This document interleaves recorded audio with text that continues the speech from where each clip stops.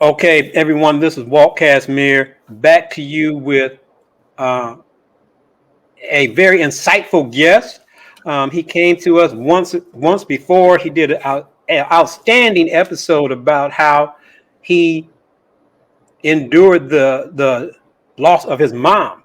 So that was so impactful. We couldn't just cram everything into one episode. But since this brother is so busy, we're gonna combine two two of the a story about two losses into one episode because this brother is so eloquent and such a good storyteller that he can make that happen. And again, if you didn't watch our first episode, I am introducing none other than Harold Finch, podcaster, uh, celebrity, movie talent. He's just multi-talented. But what I really wanted to point out is the fact that loss affects everyone, Yeah. even a person whose life mission is to help people who are aspiring to eliminate fear, frustration, and get past procrastination and not fulfilling their potential. So even a person who has that type of positivity is affected by grief. None of us, I believe you said this one last time. The one thing about life, none of us escape alive. That's right. I like that. So, without further ado, I want to introduce to you Harold Finch, who has an additional story to tell us, uh, a pivoting narrative of the journey of not only losing mom, but then back to back losses after that. So, brother, can you enlighten us of how you endured that and overcame? Well, first of all, I want to address something you said in your intro. The misnomer that people have is they equate professional success with life, and the two don't go the same. So they feel like they should be excluded from life's trauma because of some professional successes that they have. And so oftentimes when people put the name celebrity in front of somebody's acronym or name or whatever the case may be, they automatically assume two things. One, you're rich, but secondly, that you don't go through anything. And I think oftentimes when you're looking at life happens to everybody. Just like you can't get out of life alive, you cannot escape life happening to you if you keep having birthdays. So, one of the things that people have to understand is it doesn't matter where you are in your professional career or even your personal career. Oh, I got married, I shouldn't have to deal with any grief or happen. It's going to happen to you if you keep living. So you have to settle into the fact that once it happens, you can't make it unhappen. So now you have to adjust. Nice, and that's I think those are words, profound words that if people could really grasp onto that is Yeah, you can't go back. you can't. Once you have these type of losses, your life will never be the same. But so you have to learn how to embrace the good and incorporate that into your new life Yeah. without them being physically present and moving forward. Now you had an interesting perspective on how you went about embracing the memories and the good and moving forward in life. Man, tell us about that. You know, as I have grown and learned in these years of living, and as I've learned and grown, I've understood how to maneuver through grief. Oftentimes the first thing that happens with us is we get emotional, we Mhm. cry, because we're aching, we're hurting, and when you deal with the level of trauma that I've dealt with in my life, from losing my mother to losing my uncle to losing my grandmother, one after the other, I kind of had to make a lot of modification to how I dealt with that level of pain. Because if you're not careful, it can become overwhelming, And here recently, literally just this week. My dad's in the hospital because he had a heart attack. Oh So, no. when you start thinking about, we had a conference call with him. My sister's been talking to his doctors. And I said to my father, listen, you're the last parent I got. It's not time for you to go now, And although I said those things, I can't control it, Right. because, he could lose his life. And so when you start thinking about the level of grief that surmounts on a person or a family, man, in the last couple of weeks, so many comedians have passed away. And anytime I see death, just from experiencing what I experienced in those times of my life, I'm always grieving by how the loss of life affects the people. Because the person that died, it doesn't affect them anymore. Right. But it's the people that loved them, the people that cared about them, the people that had them insulated in their lives. They have to deal with that loss. And people will give you all kind of advice on how to cope with it. Yeah. The thing is, you have to find the best method that allows you to keep your sanity and not lose everything, because I've seen people go crazy over death and loss. But for me, I often tend to focus on other things so that my mind is not nestled on what has just occurred. And that's the way I've been able to deal with grief, loss, heartache, whatever the case may be, is I tend to focus on other things. And I've been pretty fortunate to have other things, a host of other things going on at those times where I wasn't necessarily sitting at home. Had a death occurred during the pandemic, probably could be a different result for me, because everybody's at home during that time period, and that's all you have to think about. So, preoccupation, it can be therapeutic. It can be a temporary distraction, but overall, I think people have to seek professional help in the areas that they need in order for them to be able to maneuver in the way that helps them to be functional. So now I like that you mentioned that keeping busy. yeah. The psychologists call that instrumental grief, to where they keep busy. They really try not to focus on their loss too much. Right. Now, was this intentional? Did you say, okay, I know myself, I've done enough introspection, this is the technique I need to use, or it just happened to be that way, that you were busy and No, mine was intentional. When my mom passed away, that same night, I hosted a huge event in Atlanta. yeah. When my uncle passed away, I was on the road. When my grandmother passed away, man, I had just did a huge show in Charlotte, North Carolina, and the very next day was it the same day? Same day I got the call, I rushed to Atlanta, and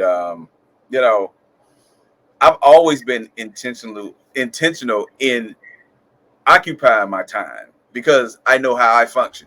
So, I need other things to do that takes my mind off of the events that may have just occurred. So, And I'm glad that you can testify to that level of awareness, especially in our busy society today. A lot of us are just going and going and going without really taking time to be mindful of our own feelings, our own emotions, how we're dealing with things, and how we would like to deal with some of these things. And I love your deliberate intentionality to make sure that you were monitoring your emotions and you came up with at least one tangible technique to go with. But yeah, I'm loving the fact that you endorse seeking professional help. absolutely That's a taboo, unfortunately, in our community. true. So if you never learn anything from me or Finch here, I hope that you can really realize that seeking professional help is optimal. There's nothing shameful about it. In fact, if you don't seek help that is out there and available, that's a less than optimal strategy. If you have 10 avenues to choose from to help and you only use one, you can't expect the best outcomes. And my whole premise on grieving is we have been given the grace to grieve. Yeah. Some of the most torturous, painful, crushing grief, we've been given the innate ability, if we tap into it, to eventually heal. Will it be Yeah. instantaneous? Absolutely not. Will it resolve in a definite amount of time? That's not true either. Some experts try to say, well, you should be back to normal within 6 months or whatever. It's an individualized journey. There are Yeah. some common events or emotions that people go through, but by all means, seek all the avenues of help that you can, because this is one of the most stressful events of a lifetime. True. Um, And I think too, I talk about professional help because an individual may not have the mental toughness or mental capacity in that current state yeah, to maneuver through that trauma, to maneuver through that grief. And again, if you're not careful, it can become overwhelming. So that's why I say, you need someone to help you compartmentalize those feelings and help you maneuver through what you're dealing with so that you have a better understanding of how you feel, why you feel the way you feel, and then getting some of those thoughts out of your head. Because again, you start listening to what you're thinking and what's going on in your head, that other people can now be grieving because you have taken your life. So that's why I recommend and suggesting, if you are not at that point and you have to be completely honest with yourself, you have to seek help with somebody who can assist you. mhm. I think that's just logical. I second again. Just in case you tuned out and you weren't listening, seek professional help if you have that accessible to you. Yeah. Um, you'll thank me later. Reach out to me on social media, YouTube, LinkedIn, Twitter. Hit me up and tell me about how you actually listen to us and say, hey, maybe those guys know what they're talking about. I'll seek some Maybe. professional help. I guarantee you, I wouldn't give you any bad advice. My goal is to bring you the best information and techniques, strategies that are proven through research and personal experience.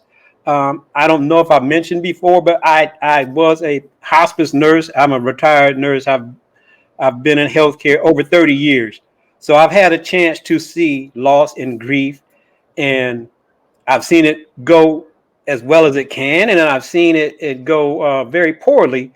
And as Finch has said, usually it's when people have not taken advantage of all the resources available, like um, seeking professional help, and especially if they've had compound back-to-back losses, like Finch is telling us about. So if you learn nothing else, seek Yeah. professional help whenever you even have a thought that you might need it.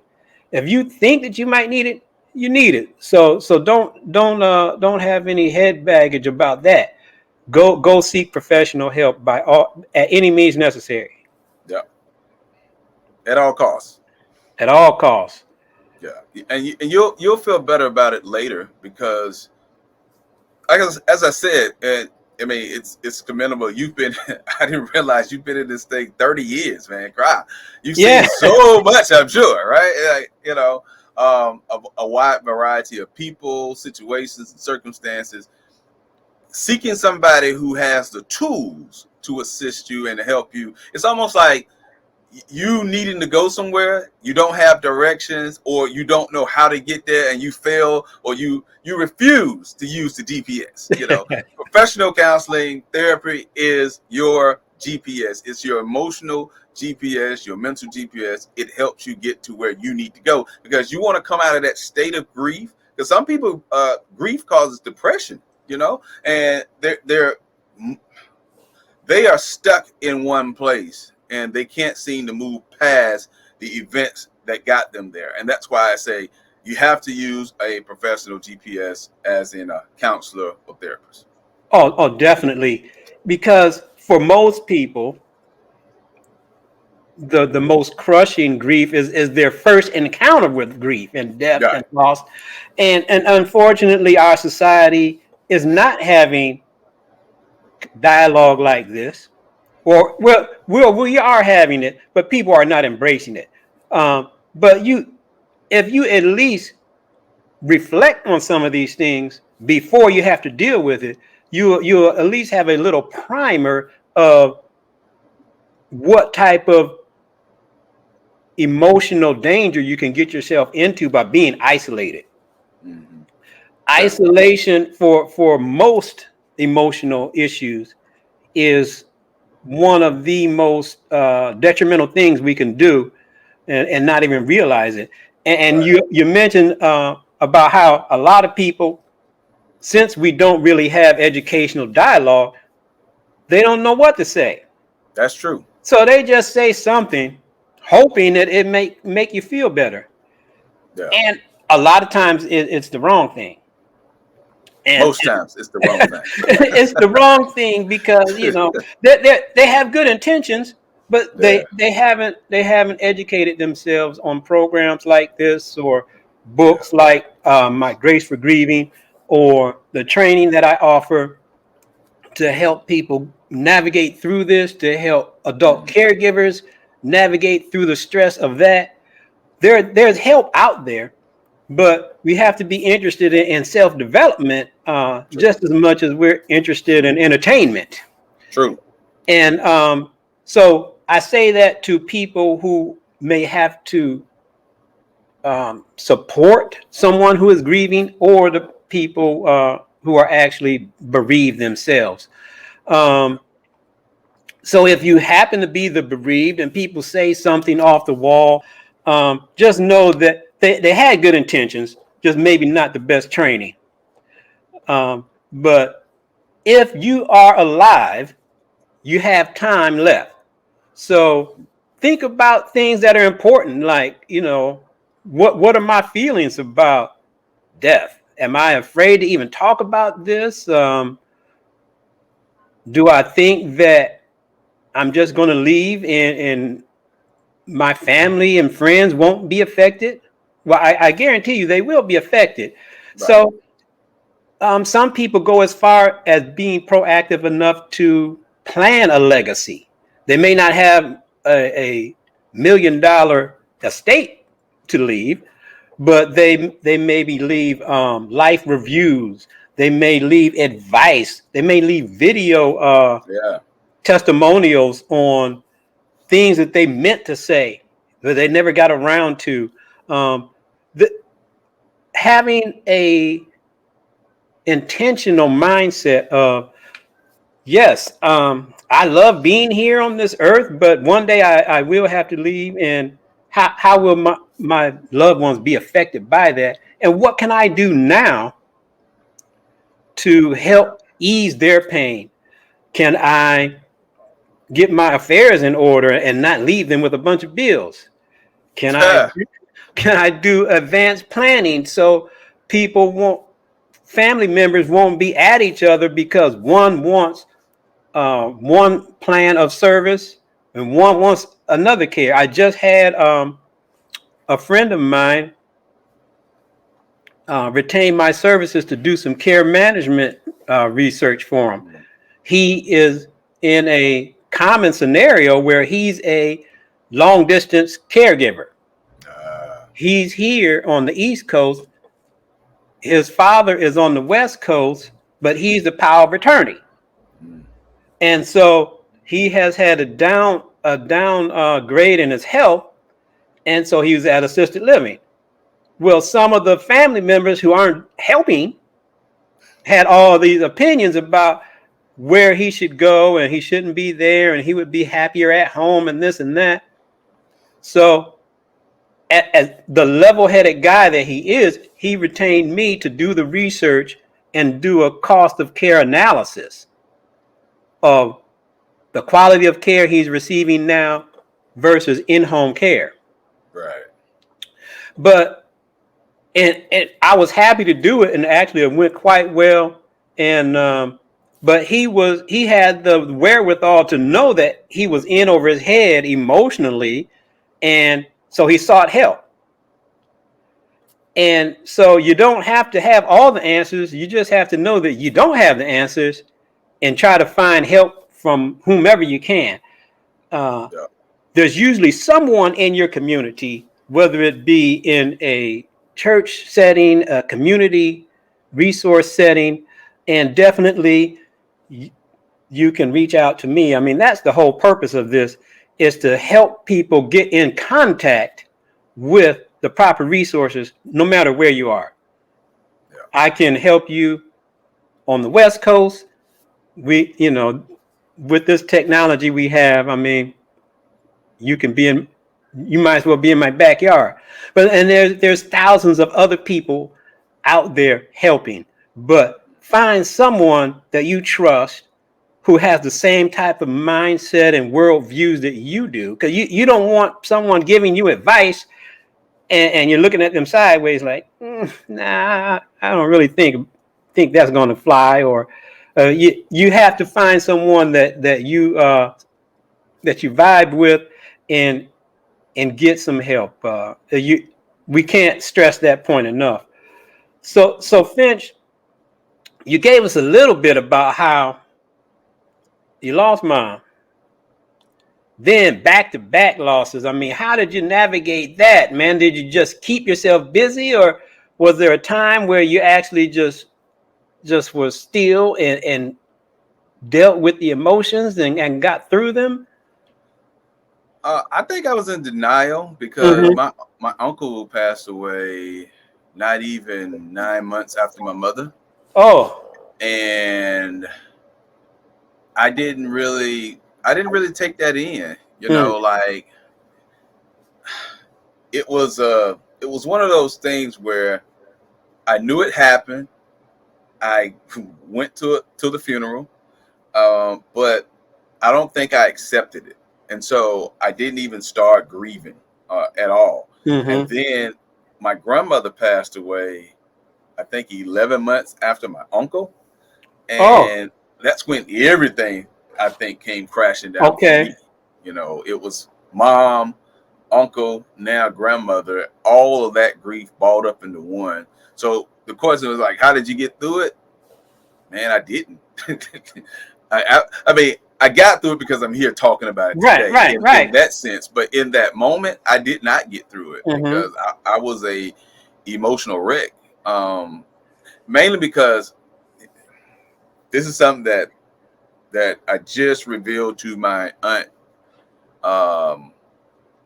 a week ago. Oh. The reason why it was so traumatic for me, I was the last person my grandmother spoke with before she passed away. Oh. She didn't. When they found her body the next day, she died literally after we hung up the phone. Like, she didn't even hang up the phone. She still had the phone in her hand when they found her. Oh, man. So they saying she had a heart attack, and she sounded fine when we spoke. I was on my way to the big event I was telling you about, talking to her, and I was like, I called my grandmother Inez. I said, all right, Inez, I'm gonna call you back. I'm gonna see how late it is when I'm done. But if I don't call you back tonight, I'll call you in the morning and tell you how it went.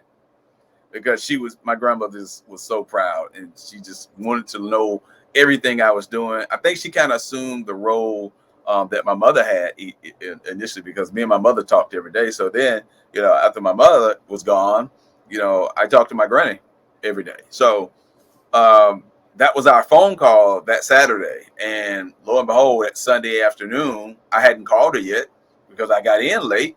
And my brother calls me and tells me she passed away. And so I learned that I think she had a heart attack on the sofa, and she still had the phone in her hand. She hadn't even hung the phone up yet. So that was difficult for me to deal with at that time. So the question was, how did I get through it? Initially, I did not, but I think I came to terms that those events were supposed to happen the way they happened. I kind of gotten out of at that time, in that time period through now, of questioning why this happened to me, as if I should be exempt from things happening. And so I started learning how to accept that it has happened, and now I have to adapt. I have to adjust to my new reality, and kind of tackle it one day at a time from that moment moving forward. And eventually, I was able to compartmentalize how I was feeling and why I was feeling that way. And I mean, I was fortunate that I did not go to a counselor or a therapist. But as I said earlier, you have to be honest with who you are. I felt, for me, I was able to maneuver through those emotions and feelings and understand the events that had occurred. And so eventually I got back to myself. But initially, man, for a couple of weeks, probably a couple of months, I wasn't right. I wasn't good. So, so that's the answer, man. Did not get through it initially, but over time, learn how to maneuver. So you mentioned it was a couple of months before you had passed through the denial phase and gotten to the acceptance phase. Was the hurt lessening at 2 or 3 months? Because I know people want to know, well, if you endured 3 consecutive losses, what kind of time frame am I looking at? I think everybody is on a case by case basis.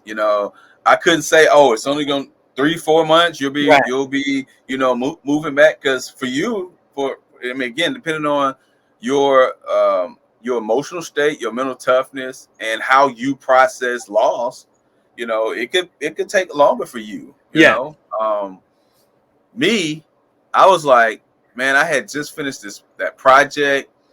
I had something that motivated me. I had did an event which was a contest, and at the time I was heavily into poetry.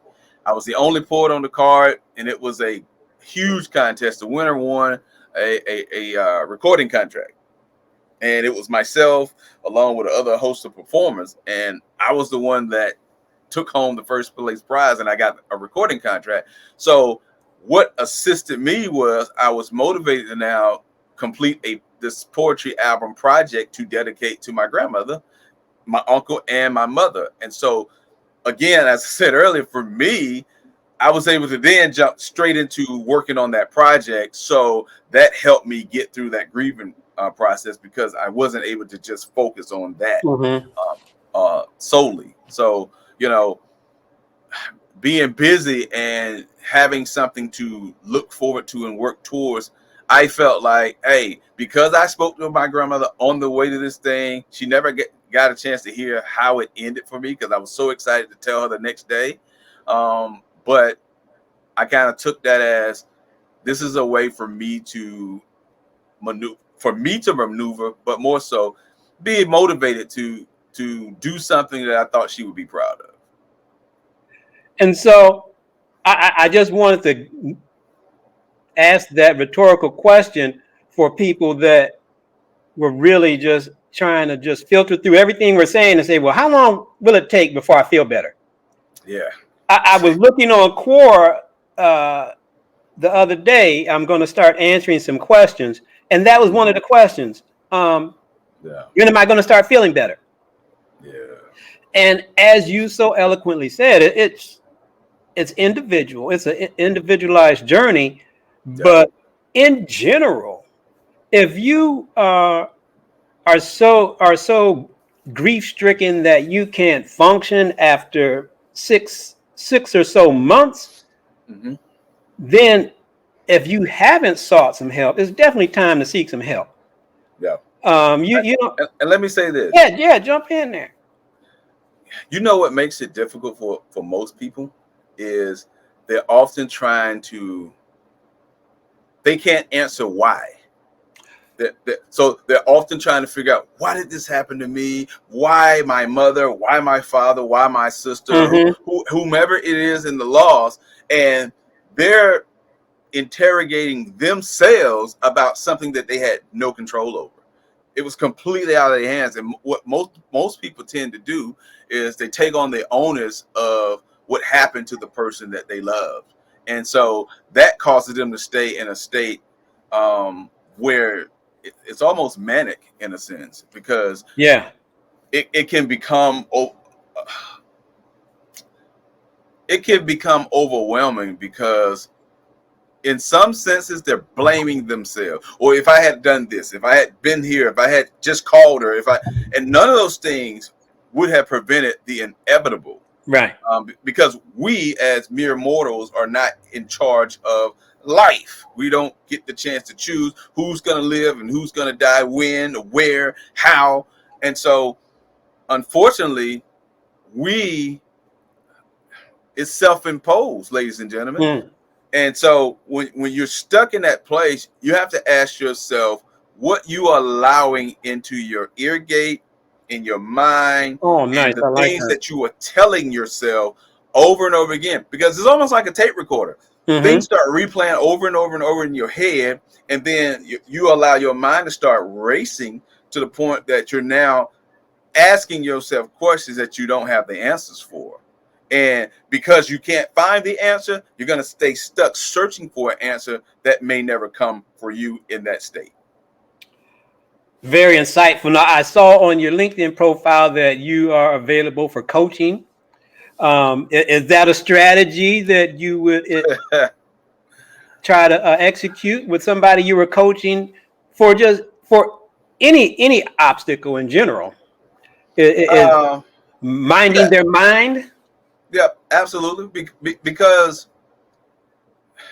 I find that a lot of the people that I deal with, that I have helped along this journey, they're stuck in life and what I call on the fence. They're on the fence because of the why. They keep making same choices because of the why. And until you're able to answer the why am I here? You know, it's a lot of why questions you personally can answer yourself. But I am a firm believer that if you don't have the power and the ability to change something, it's not something you can allow to consume your mind. Because you got to think about it. Like right now, we got all these wonderful lights in this facility here. I have the power to turn them off. So I can turn them off at any time that I feel. But what if I was outside and it's the sun? I don't have any power over the sun being light, as bright or dark. So why would I now consume myself worried about the sun being as bright as it is and I can't turn it off? Then I have to really focus on the things that I have control over. Because once I focus on those things, like most people don't. It's so ironic that we even having this conversation. Do you understand that the vast majority of people in our country do not understand that they have control over the thoughts that go into their minds? But we act as if we do not. So we allow the thoughts to run rampant and out of control at times. So that is the thing that drives us either towards our destiny or towards destruction. Nice. Well said. And I don't know if I came up with this, but I'm using it now. We have to be intentional about thinking about our thinking. That's good. Because I mean, I'm sure I was in my 30s before I even came to that revelation. I mean, you just following a paradigm, especially in our Western society, where everyone's bombarded and conditioned to perform to key performance indicators and metrics and status of having a six figures income and two homes in the suburbs, but taking the time to do some introspection and thinking about your thinking and realizing how you eloquently said that we are in charge of what we're thinking about. Yeah. I mean, we are in a world where we have to deal with unexpected, but how we react to that and how we dwell on that or respond to that is up to us, especially if we seek some help of a counselor, a coach who can help us just zero in and get away from the noise of life for a little while and really focus on the important things. So yeah, I'm loving that, man. I feel confident that your coachees were going to be getting some good advice and support. So it took you roughly about 2, 3, 4 months before you were functional again. Now you mentioned it in the other episode, but I just want you to repeat it for people so they can know that there's not a linear progress of going from stage to stage to stage. Now there, as I mentioned, the pioneer of death and dying, Elizabeth Kubler-Ross, she came up with stages, and you actually mentioned some of them: anger, denial, shock, bargaining, and then finally acceptance. And well, her theory was that people go through those in a pretty regular fashion, but then other theorists came behind her and added on to it. Of course, they were throwing shade on her theory to make themselves look good. But the fact is that we all go through some of those, Right. in one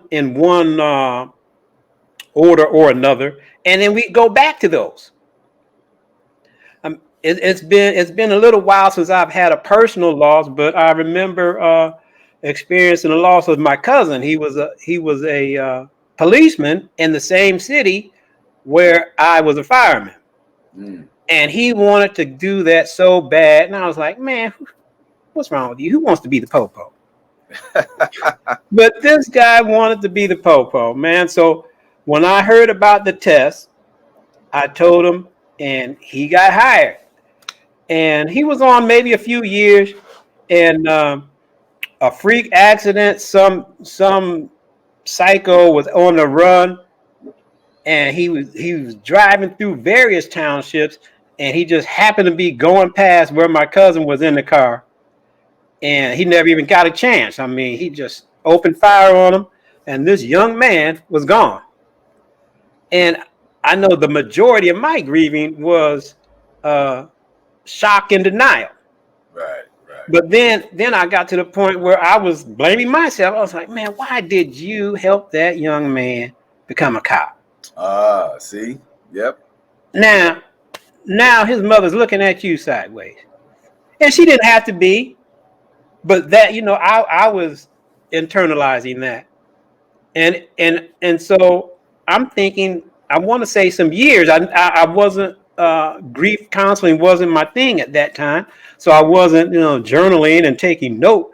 But I know it was some years before I could even discuss it without just crumbling. Right. But yeah, it's a wave of emotions, but they do lessen over time with help.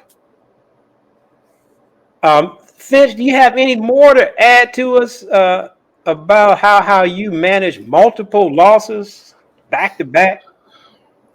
I say, to those who might be watching or listening, you have a purpose, and you must discover that purpose, because that is the reason why you were created, and that's the reason why you exist now. Purpose becomes fulfilling for us. And so in pursuing, managing, or discovering your purpose, you will see life from a completely different pair of lenses. And because you have something to strive for, Mm-hmm. it takes away from a host of the other things that you have going on. Like if you really think about it, especially here in the last couple of years, most people have been at home, and Yeah. they have a lot of idle time. And when you have a lot of idle time, you don't know what to do with that idle time, and it causes you to stray mentally. And so purpose is another thing that can keep you focused, because even when you fall off track, you recenter yourself back to, I have something that I have to do. There's somebody dependent on me. And if you don't have children, purpose can become your child. If you have children, now you're living for them, or you're living for your spouse, you're living for your family, or you're living for the thing that you love. And we love a host of things in our lives. Yeah. And losing something we love or someone we love, Yeah. although you can never replace those people or those things in a sense. Man, a few years ago, when I went on a tour, a millennials tour to Israel, and when I came back, um, I had done my laundry and I had a bunch of things. And this time I had gotten off of work, got home. For some odd reason, I decided I was going to leave my bag that I carry all my things. I had my tablet in there. I had my iPad in there, a host of other irreplaceable things. And somebody broke into the vehicle I had and stole everything. Those things, those exact items, I have never been able to replace because those items were gone. But I've had several iPads since then. Never had a tablet again, though, a Surface tablet. But I said it to say, although you cannot replace the person or the things that you may have lost, you can create new adventures, new chapters in your life that will become fulfilling for you. So I say, go after the things you desire so you don't have to settle for what you can get. Oh, I like that, man. I like that. So there you have it, people. Have purpose in your life. It can be the driving force that can kind of insulate you from all the assaults that we encounter in this life. That is such good advice, such good insight. Finch, where can the people get in contact with you and follow you and get more of Harold Finch, man? I'm going to leave all these things in the description in both the podcast and the YouTube channel, but just tell them on screen how they can get in contact and follow, get more of Finch. Well, first of all, let me thank you for having me on your platform and your program. It's been a pleasure speaking with you. And you can always get at me. I am Harold Finch on all social media. Also, my website, IamHaroldFinch.com, is a great place to land for products, for services, for upcoming podcasts. And so in the near future, we're probably going to have a schedule of things, events I'll be at as well. So those are the places you can find me, connect with me. And if you want advice, or you need advice, or you just want someone to sort out something, you can always email me at askfinch@IamHaroldFinch.com. Well, people, there you have it. As I promised, I'm always aiming to bring you insightful, impactful guests that have a true testimony and have something significant to say that will help you process this journey of grieving. That's it for this episode. Until we meet again, be blessed and know that when there's hope, there can be healing.